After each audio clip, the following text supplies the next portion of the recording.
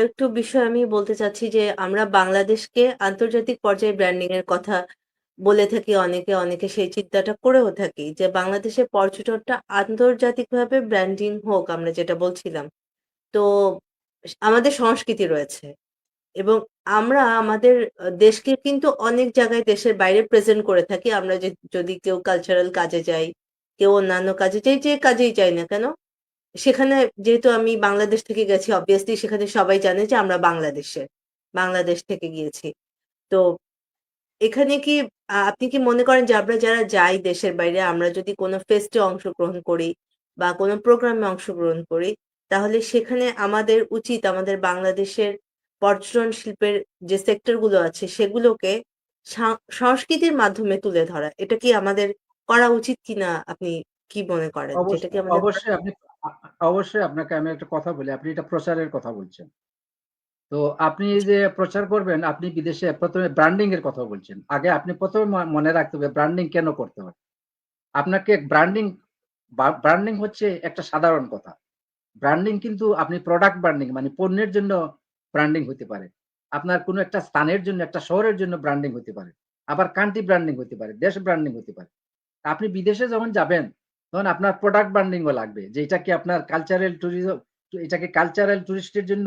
না এটা কি রিলিজিয়াস টুরিস্টের জন্য?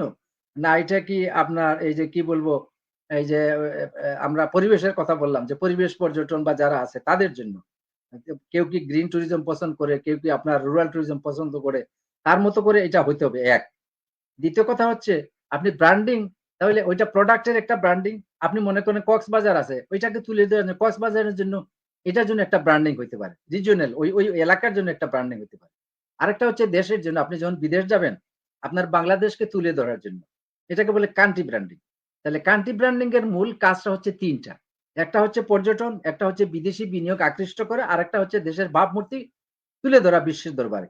তাহলে এইভাবে হচ্ছে আপনার ব্র্যান্ডিংটা করতে হবে। আর ওই ব্র্যান্ডিং এর উপর ভর করে আপনি প্রচার করবেন। আপনি বুঝতে পারছেন ব্যাপারটা? মার্কেটিং যে করবেন, মার্কেটিং এর জন্য ব্র্যান্ডিং খুবই দরকার। আপনি যেটা বলছেন। বিদেশে আপনি যাই করবেন, আপনার আপনার যদি মনে করেন যে আপনি কালচারাল সাইডটা আপনার তুলে ধরবেন, হ্যাঁ, আপনি কালচারাল ট্রুপ নিয়ে যাবেন। বিদেশে আমরা যাই না, বিভিন্ন ফেয়ারে যাই, বিভিন্ন ইয়েতে যাই। অনেক দেশ থেকে তার কালচারাল ট্রুপ নিয়ে আসে। সে চায় তার দেশের কালচারটা বিদেশে তুলে ধরতে। এটা তার একটা প্রোডাক্ট। আরেকজন মনে করে তার রিলিজিয়নটাকে সে ওইভাবে যাচ্ছে। এখন আপনি আগে জি, নির্ধারণ করবেন কোন প্রোডাক্ট নিয়ে বিদেশে যাবেন। কোনটা বিদেশীদের কাছে আপনি আকৃষ্ট করতে পারবেন। এটা আপনার ব্যাপার। জি, তুলে ধরা আপনি আপনি নিজেই ঠিক করবেন। তবে হ্যাঁ, আপনি তুলে জি, ধরার জন্য আমাকে তো সরকার আগে ঠিক করতে হবে। আমরা তো একেকজন একেক দিকে চললে হবে না। আমরা তো একটা এক এ একই একই ভয়েসে থাকতে হবে। আমাদের সবার কথাটা তো এক হতে হবে। আপনি একরকম বললেন বাংলাদেশকে, আমি বললাম একরকম, তা তো হইতে পারে না। তাইলে এইটা ঠিক করে দেবে কে? সরকার। আর আপনি যেটা বলছেন আপনার সাথে আমি একমত।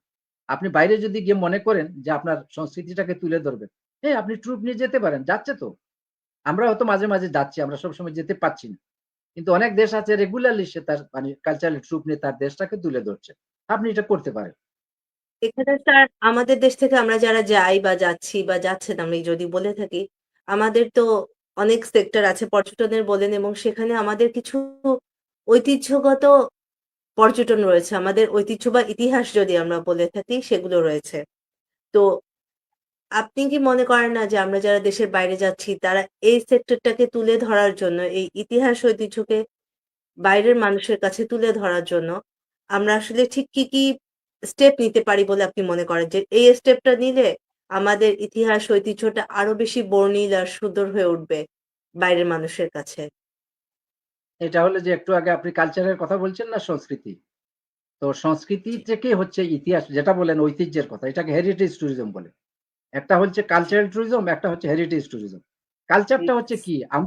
আমরা কি খাই, কি পড়ি, কি বলি এই সবগুলো মিলে। এইগুলো ব্যবহার করে আমরা যেটা ভবিষ্যতের জন্য রেখে দেই, পরবর্তী প্রজন্মের জন্য, সেটাকে বলে হেরিটেজ, ঐতিহ্য। তো আমরাও তো এরকম পিছন থেকে আমরা অনেক কিছু পেয়েছি না ঐতিহ্য। আমাদের অনেক ঐতিহ্য রয়েছে। শুধু যে সংস্কৃতি আছে তা না, ঐতিহ্য আছে। আপনি ঐতিহ্যের কথা বলছেন। তাহলে জি, আপনি ঠিক করবেন যে আমি আন্তর্জাতিক বাজারে আমার কোন ঐতিহ্যগুলো নিয়ে যাব। আমার পাহাড়পুর আছে, তাই না? আমার ময়নামতি লালমাই আছে, তাই না?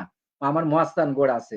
এইভাবে আমাদের ইসলামিক দিক থেকে যদি চিন্তা করেন, আমাদের অনেক পুরাতন মসজিদ রয়ে গেছে, তাই না? স্থাপনা রয়ে গেছে। আমাদের লালবাগ কেল্লা রয়ে গেছে। আমাদের ষাট গম্বুজ রয়ে গেছে। আমাদের সোনা মসজিদ রয়ে গেছে। আবার মনে করেন অন্য ধর্মের থেকে ঢাকেশ্বরী মন্দির রয়ে গেছে বা অনেক মন্দির রয়ে গেছে, মসজিদ রয়ে গেছে, পুরাতন রয়ে গেছে, তাই না? এগুলো আপনি চিহ্নিত করবেন যে কোনগুলোকে আপনি ঐতিহ্য পর্যটনের জন্য বিশ্ব দরবারে তুলে ধরবেন, কোনগুলোকে সংস্কৃতি হিসাবে তুলে ধরবেন। এখন মনে করেন আমাদের পয়লা বৈশাখ আছে, এটা একটা আমাদের ঐতিহ্য। আপনি এটাকে ঐতিহ্য পর্যটনের জন্য এটাকে ব্যবহার করতে পারবেন। এটাকে আপনি ঠিক করতে হবে যে আপনি কোনগুলো বিদেশে কোন মার্কেটে, সব মার্কেটে তো আপনার একই প্রোডাক্ট চলবে না। এক মার্কেটে ধর্মীয় পর্যটন চলবে, এক মার্কেটে পরিবেশ পর্যটন চলবে, এক বাজারে সংস্কৃতি চলবে। কোন মার্কেটের জন্য কোন পণ্য নিয়ে যাবেন, কোন বাজারে কোন পণ্য নিয়ে যাবেন এবং এটার মান কি, এটাকে আপনাকে আগে ঠিক করতে হবে। যে এটার এই মান আমি এই বাজারে যেতে পারবো এটা নিয়ে। ওইটা ঠিক করে আপনি আবোল-তাবোল দৌড়ালে তো হবে না। আমি বুঝাতে পারছি ব্যাপারটা? জি। আপনাকে টার্গেট মার্কেট ঠিক করে আপনি যাবেন। দর্শক, আমরা কথা বলছিলাম জামিল আহমেদ স্যারের সঙ্গে। তিনি আমাদের মূল্যবান সময় দিয়েছেন। এজন্য তাকে আমরা অসংখ্য কৃতজ্ঞতা জানাই। স্যার, আপনি আপনার মূল্যবান সময় আমাদেরকে দিয়েছেন। এজন্য আপনাকে অসংখ্য ধন্যবাদ এবং শেষ সময়ে আমরা আপনার কাছে কৃতজ্ঞতা জানাই যে আপনি এই পর্যটন শিল্পের খাতকে উপরে উঠানোর জন্য বা এটাকে সমৃদ্ধ করার জন্য যে পদ্ধতিগুলোর কথা বলেছেন, যে কাজগুলো করার কথা বলেছেন, আমরা আশা করব যে সরকার এই পদক্ষেপগুলো, কাজগুলো অবশ্যই করবে। এবং আপনিও সেই সঙ্গে আমাদের পর্যটন শিল্পকে আরো সমৃদ্ধ করে তুলবেন আপনার লেখনীর মাধ্যমে, আপনার সুন্দর আইডিয়া গুলোর মাধ্যমে এবং আপনার সুন্দর চিন্তাশৈলীর মাধ্যমে। অসংখ্য ধন্যবাদ স্যার আপনাকে আমাদের স্টুডিওতে উপস্থিত থাকার জন্য এবং আমাদের সঙ্গে আপনার গুরুত্বপূর্ণ সময়কে শেয়ার করার জন্য।